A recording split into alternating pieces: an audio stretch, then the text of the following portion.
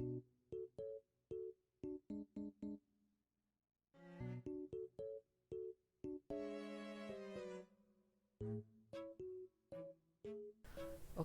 Assalamualaikum warahmatullahi wabarakatuh. Perkenalkan, nama saya Muhammad Rizky, NIM H0712011018 dari program studi ilmu komputer. Kali ini kami ditugaskan untuk membuat video presentasi dari bisnis plan usaha yang kami buat. Oleh karena itu, silakan simak dan semoga bermanfaat bagi kita semua. Amin. Oke, yang pertama, apa itu bisnis plan? Secara garis besar, bisnis plan itu seperti namanya adalah sebuah rencana yang ditulis guna melihat peluang usaha dan menarik pembaca pada bisnis yang diterangkan di dalam bisnis plan tersebut. Bisnis plan memiliki berbagai macam struktur, dan di antara semua struktur itu ada 9 yang dirasa paling efektif guna menerangkan isi bisnis plan suatu usaha. Apa saja itu? Oke, yang pertama adalah executive summary. Executive summary bisnis.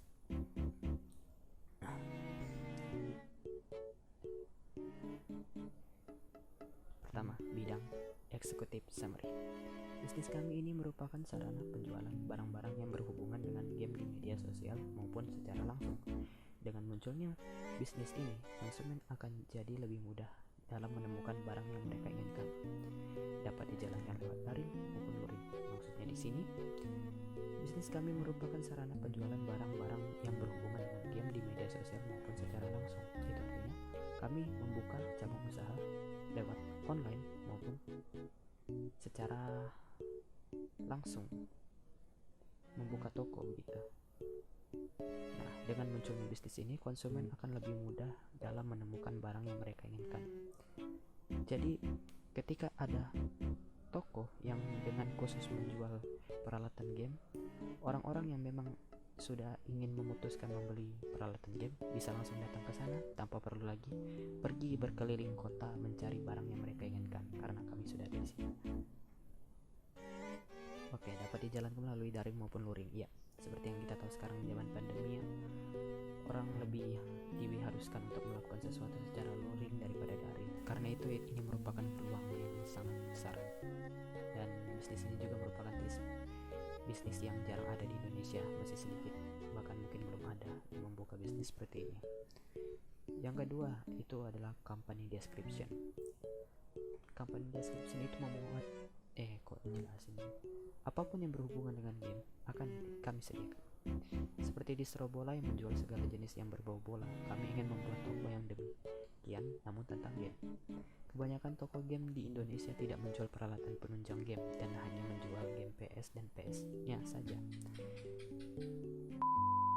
Kebanyakan toko game di Indonesia tidak menjual peralatan penunjang game dan hanya menjual game PS dan PS-nya saja. Namun, bagaimana dengan gamer mobile dan PC? Kebanyakan gamer PC dan mobile akan kesulitan dalam mencari produk penunjang game yang dijual di Indonesia. Karena itu, kami ingin membuat rumah untuk para gamer dengan harapan dapat menaikkan kualitas gamer yang mungkin akan mendobrak e-sport Indonesia. Contoh produk dan jasa yang kami sediakan itu berupa menjual dan memperbaiki barang-barang gaming, menjual barang-barang gaming, cash in game dan joki, membuat game house atau warnet opsional, servis dan produk. Seperti yang sudah saya jelaskan tadi, barang-barang yang kami jual terbuat barang-barang yang kami jual dibuat oleh orang lain dengan menggunakan sistem kerjasama atau reselling. Karena berupa barang mati, jadi barangnya tidak mempunyai tanggal mati atau kadaluarsa. Ditambah lagi barang game ini asal merek yang bagus tidak akan memiliki tren-trenan layaknya pakaian. Belum banyak toko serupa yang dibuka di Indonesia. Memiliki peluang bisnis tinggi dikarenakan banyak barang mudah disimpan dan dijaga. Tren gaming sedang lagi naik daun. Banyak kenalan saya yang mengaku kesulitan mencari barang penunjang game tertentu bahkan lewat online sekalipun. Nah, bila kita melihat tentang cerita ini, membuka toko yang khusus game itu bisa jadi peluang yang sangat besar. Bila memungkinkan juga, kami akan menjual jasa joki dan cash in game.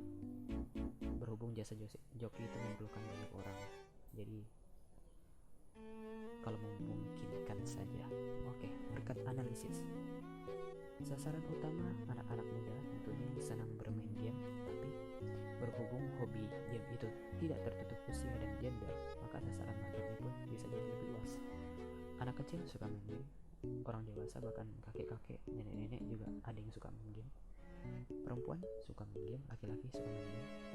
Apalagi desain barang-barang gamer ini universal, bisa dipakai semua, laki maupun perempuan. Ada barang yang gaming warna pink laki juga pakai, ada yang warna hitam perempuan juga pakai. Jadi sebenarnya ini sangat bagus, peluangnya sangat tinggi. Asal dia suka main game, itu sudah termasuk jadi sasaran kami, sasaran utama kami. Tetapi memang anak muda yang lagi booming dengan main game. Kompetitor dan benchmark.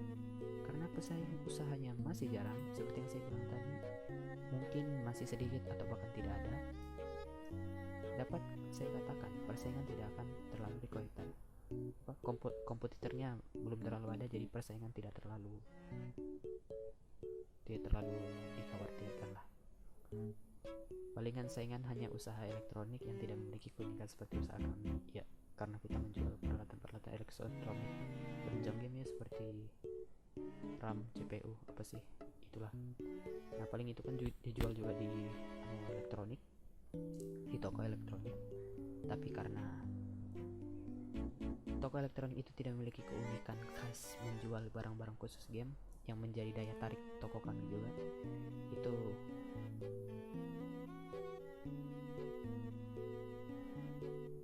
ya begitulah.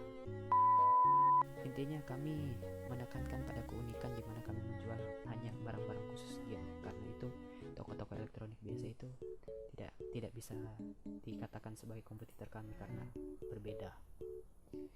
Untuk benchmark, karena merupakan produk reselling, jadi melakukan benchmark tidak perlu dilakukan. Ya, kita jual Asus itu sebenarnya sudah benchmark ya. Asus itu bagus, bukan benchmark lagi itu namanya, sudah merupakan kerjasama. Marketing dan sales.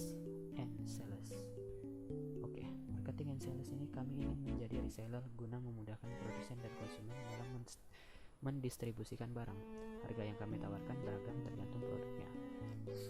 Tentunya kami akan menggunakan media sosial sebagai sarana utama promosi. Mengapa? Karena gamer identik dengan sesuatu yang online, jadi pemasarannya juga harus online. Kami juga akan menghitung-hitung untuk mencoba membuat promo awal buka. Kami juga akan menyediakan keramat tamahan dan kemudahan serta harga yang relatif murah. Tentunya sudah lewat hitung-hitungan terlebih dahulu. Penjualannya bisa lewat via online ataupun offline, COD.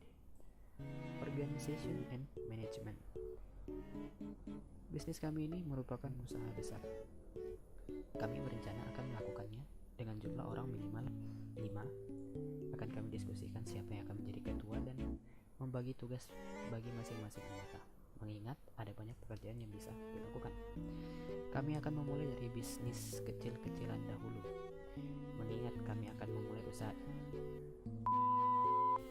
Kami akan memulai dari bisnis kecil-kecilan dahulu. Mengingat kami akan memulai usaha ini dari nol. Pertama, kami akan membuat usaha tipe reseller dari perusahaan kenalan. Karena itu sebisa mungkin sebelum membuka usaha, kami akan mencari dulu perusahaan yang mau diajak kerjasama.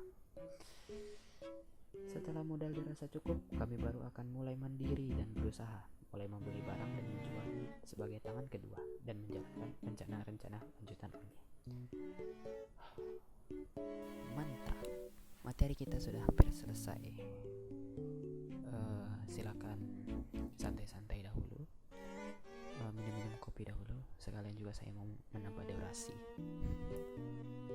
ya, karena minimal 10 menit, tapi materi saya terlalu sedikit. Finansial di sini agak sedikit rumit untuk menjelaskan, karena modal bisa disesuaikan tergantung produk apa yang ingin kami jual terlebih dahulu. Mengingat juga target pasarnya besar, bisa dipastikan barang tidak akan tinggal terlalu lama. Karena berupa usaha reselling, jadi pengeluaran dan pemasukan dapat lebih mudah dihitung. Peluang untungnya cukup besar karena tren game maupun barang game tidak akan pernah mati.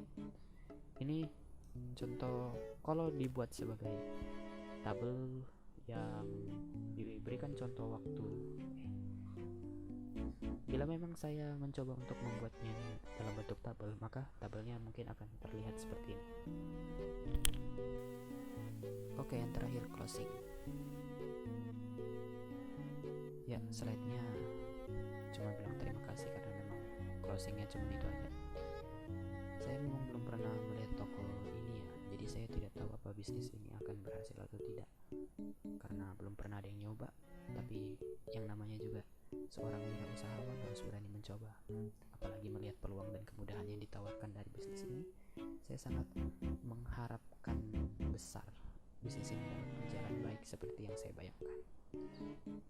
Mungkin itu saja bisnis plan dari saya. Kurang dan lebihnya mohon maaf. Terima kasih. Ini nomor HP saya, ini email saya. Bila ada apa-apa silakan hubungi saya. Tapi kalau ada apa-apanya yang berbeda ya jangan hubungi saya. Saya bukan rumah sakit, saya juga bukan polisi. Oke, terima kasih. Wassalamualaikum warahmatullahi wabarakatuh.